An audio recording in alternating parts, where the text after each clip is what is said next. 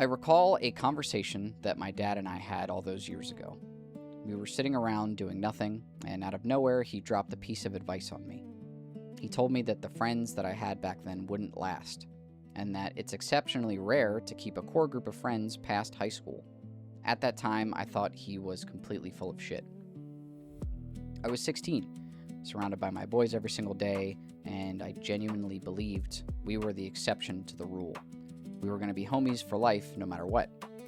Looking back now, a lot of the things that he said were hidden gems. Some of them not so much. Like the time he tried to convince me with a completely straight face that he used to smoke cigars with Bob Marley, Winston Churchill, and Fidel Castro.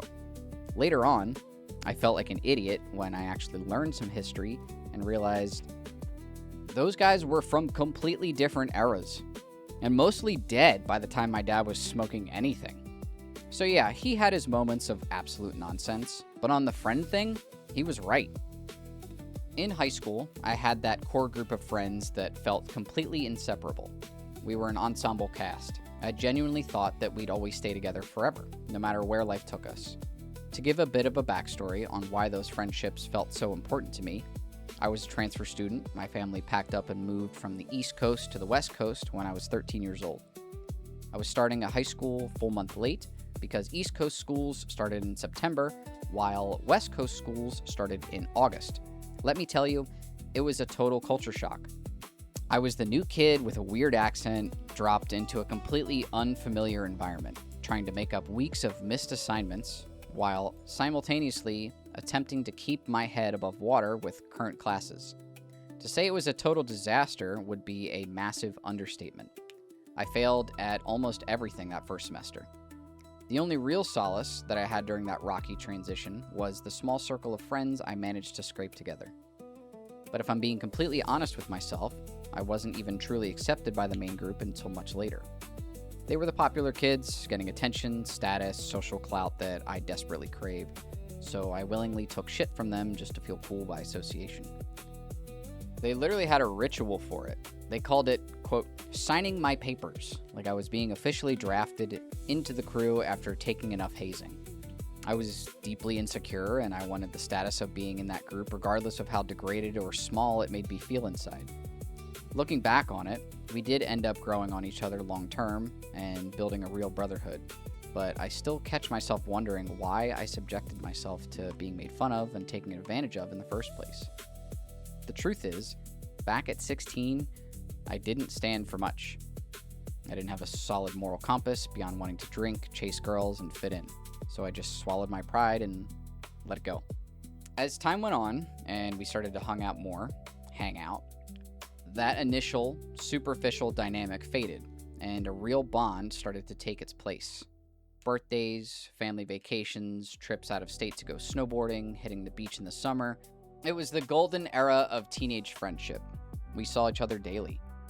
The second the final bell rang, we'd pack up, head over to someone's house, smoke, throw full-blown ragers, and go on weekend benders with water and whatever other legal substances we can get our hands on. But whenever things quieted down and we got bored, drama instantly filled the void. We were teenage boys packed with testosterone and literally nothing better to do with our energy, so of course there was going to be fighting.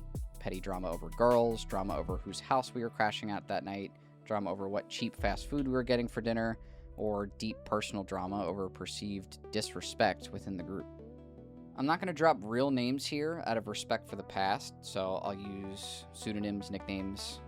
There were 6 of us in the primary group, plus another dozen adjacent friends who'd cycle in and out depending on the night. At times, it felt like running with a fraternity. 15 to 20 teenage guys being absolute menaces to society. One-on-one, every single one of those guys was chill. But the second the whole group got together, it turned into an ego-driven cock measuring contest.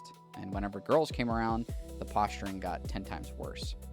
My main friend in that group, let's call him Mike, felt like a true homie. Mike was tall, good looking, his parents had serious money. Naturally, his house became the ground zero for our group.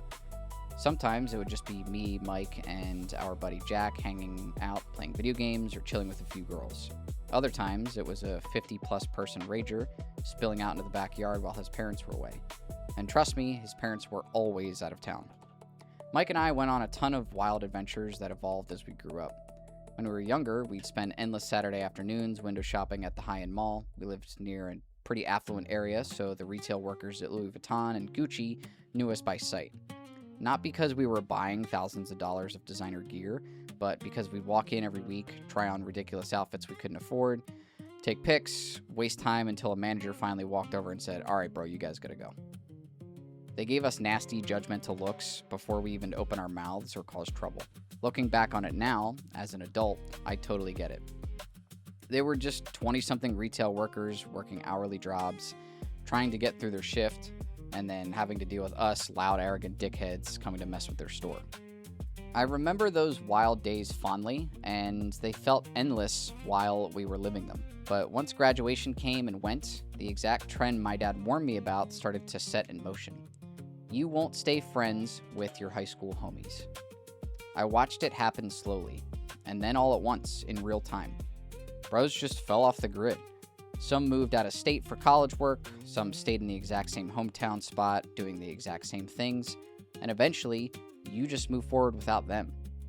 And additionally, and tragically, some pass away, far too young. May they rest in peace. Everyone's life shifts so drastically in the 5 to 10 years following high school.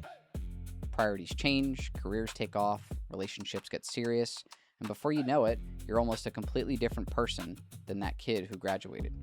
We also make stupid, selfish mistakes along the way.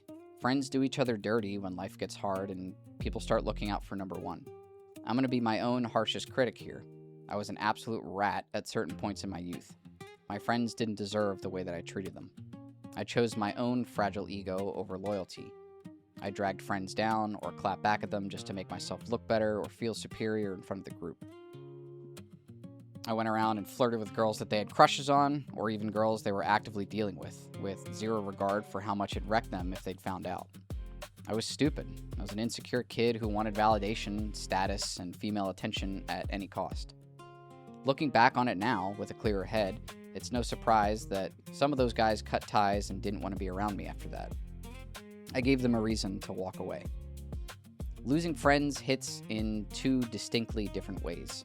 It's either numbing, like Novocaine, or sharp, like a Papercut.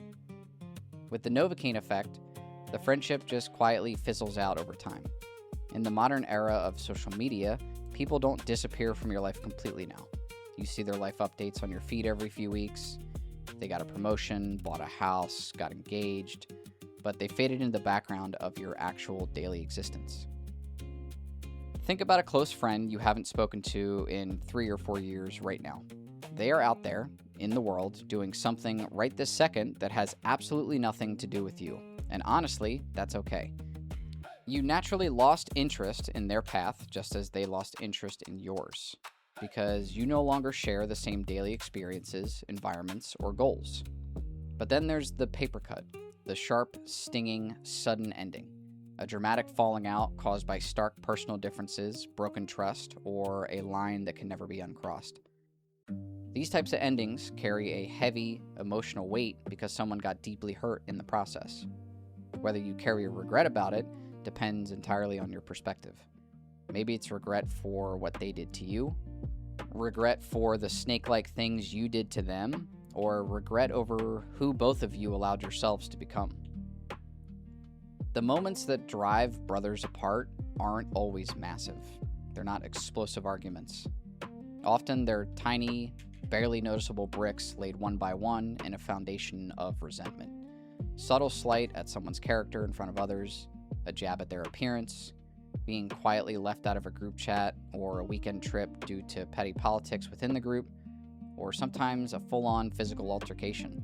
Though, I will say this about guys, sometimes two homies do just need to duke it out. Sometimes you just need to beat the piss out of your boy and throw hands and clear the toxic air. And somehow you just walk away with a stronger bond. It's like two warriors showing mutual respect for each other's boundary. But when that mutual respect is gone, that friendship dies for good. And I don't think that men have nearly as many close friends as they used to. Adult life creeps in, responsibilities stack up, and we selfishly prioritize whatever immediately benefits our own household and career. But despite the endings, I don't regret a single friend that I've lost. I'm genuinely happy to look back on those core memories, even if some of them are heavily tinted through rose-colored glasses. I'd much rather carry those memories in my head than to have played it safe and never experienced them at all. We live in a world where we are hyper-connected 24/7 through phone screens, yet completely isolated inside our own heads. It's very possible that a homie you lost touch with years ago is sitting around right now needing a real, genuine connection just as much as you do. So I'll leave you with this. Losing friends isn't inherently a bad thing. It's just a natural part of growing up. The course of life takes us all in wild, unpredictable directions. But if a specific face or name popped into your head while listening to this video, do yourself a favor. Put your pride aside, open your phone, hit send on a text with zero expectations other than catching up. Ask how their life is going. Reflect on a good memory you two shared back in the day and let them know what that time meant to you. You might be genuinely surprised at how much they needed to hear that from an old friend today. If this video brought back some memories or hit home for you, drop a like on it. It really helps out the channel with the algorithm. Hit that subscribe button if you're new around here, and share this video with a homie who might need to hear it today, or anyone else you think would relate to it. I appreciate you guys watching as always. Take care of yourselves, and I'll catch you in the next one. Peace.